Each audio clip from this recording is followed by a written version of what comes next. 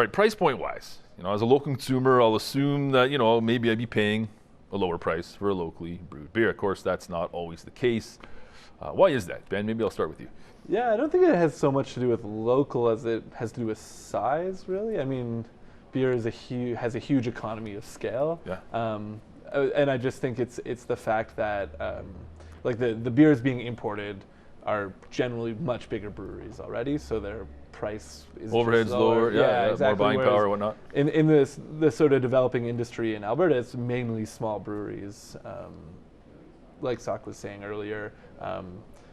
Like our big breweries are quite small compared to medium-sized breweries in the States or that sort of thing. It's so much more developed. So I think it's just kind of working like that we're so young in our industry in Alberta that you're going to get beer from smaller breweries who are buying grain in much smaller amounts and all that stuff. So makes sense. Yeah, makes sense. Of course, are we producing? You think locally across the board? Is Calgary product? Is it a superior product? Well, you know what? The one thing that consumers are starting to realize is freshness really matters. Yes, sir. I draw a lot of comparisons with the bread industry, and big pasteurized beer will stay in your fridge for a long time. Craft beer is special because it's made in small batches and it's fresh, and typically unpasteurized, and the beer is you taste that, and it's starting to resonate with the locals, and I would definitely pay more to have a fresh product. I would and I do, and frankly, not drinking the preservatives that are in a lot of the big label beers, you feel different the next day if you've had a few too many, if you know what I mean. I think it's probably a fair statement. All right, so let's talk about the markup then. Walk me through, if you would, Ben, the reduced markup announced in the provincial budget, and kind of how it's, I guess, resulted in more opportunity for more growth.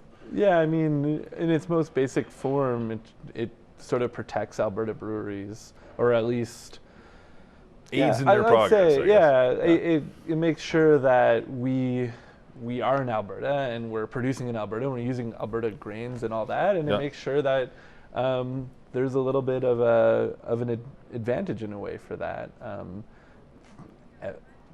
mean, it used to be that if you were doing over 20,000 hectoliters of beer, you could expect a huge tax increase, which for a lot of breweries, of course, would have been a pretty daunting financial cliff. Yeah, and that was hard. And I've talked to brewers who said, when we reach 19,999 liters, I'm going to send everyone on vacation because it's cheaper than producing that extra 100 liters. And I think I think it's a positive thing to be able to work with. And back to the question about the AGLC, it's another one of those things that's working to help brewers develop and sort of ensure that being in Alberta, the Alberta government's going to help the Alberta brewers, and it's great. It's been huge, and you can see how that affects what's coming in and what bars are choosing to put on taps and stuff like that. I think they definitely look to Alberta now. It's definitely a pro-Alberta move. Now, on the other side of the coin, though, Socrates, we've got a lot of breweries east of Saskatchewan that have seen a huge tax increase. Some increase so much so that their product, they pulled it from shelves. They will no longer be supplying Albertans with their product. Is it, they do have quite a large market of their own in their own backyard. Are they kind of raising a bit of a stink? Do you think it's founded? Do you think it's fair what they're saying?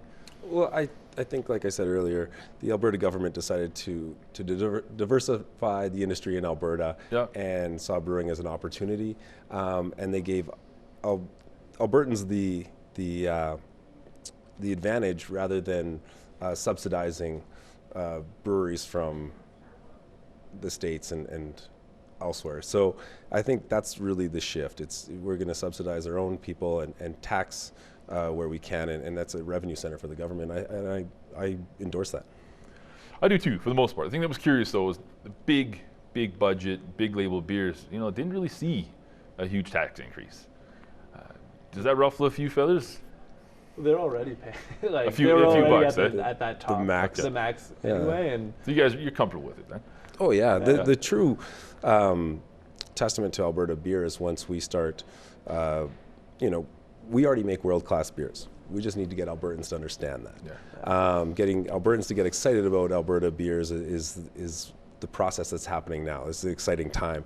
But tax or no tax advantage, realistically, if we can get fresh, superior products into Albertans' hands, that's what's really going to grow this industry. So, how do small, limited budget operations, I guess I'll use the term loosely, limited budget, but how do you guys, really get people interested, excited about your product? There's an awful lot of competition out there. How does that work? I think I know in our case, and for us, I think the biggest thing is being genuine, and I think the fact that when you go to events, it's people like, it's the dandies who are making the beer and selling it. They're going to be at the events and talking to people and doing tastings, and it's the same with Last Best. You go and the cask wars or whatever events, and the brewers are there, and I think people are relating to that more. They're not looking for sort of the like chiseled ab guys behind like a booth pouring a macro beer. Let's hope we're beyond all that, right? Yeah, like there's just not that like. And the sense of community within the community, that's our strength, and we're supportive of each other, and we're making great products, and that's really hard, that have flavor and personalities and stories behind them that people really get attached to, and that's really where we're seeing gains. But at the end of the day, it's the beer has to be great. It's got to be premium. That's true. It's got to be a good product. Okay, as far as the next big innovation, I guess I'll ask you both. Ben, I'll start with you. What do you think's around the corner then for beer, for brewing in Calgary, Alberta, and beyond?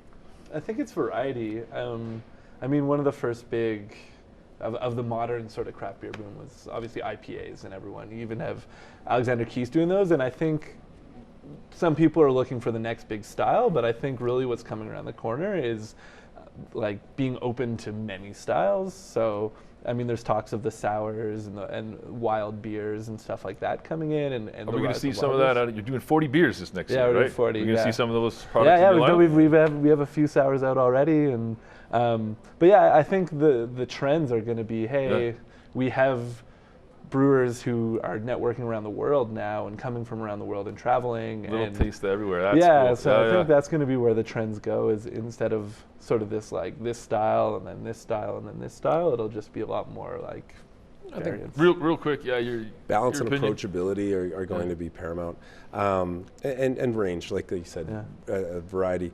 But the one thing that I think that's going to be really important is I kind of lost where I was going with this, but listening to the community that drinks your beer. We are capable of changing anything within our own products. If you phoned Anheuser-Busch, he's not going to change his products for you. That's a great point. But we have an immediate feedback loop. We're involved with the community that drinks our beer. When we listen to them, we can aim specifically for our demographic. We know the community. Why be the best beer in the world if you can't be the best beer in your world?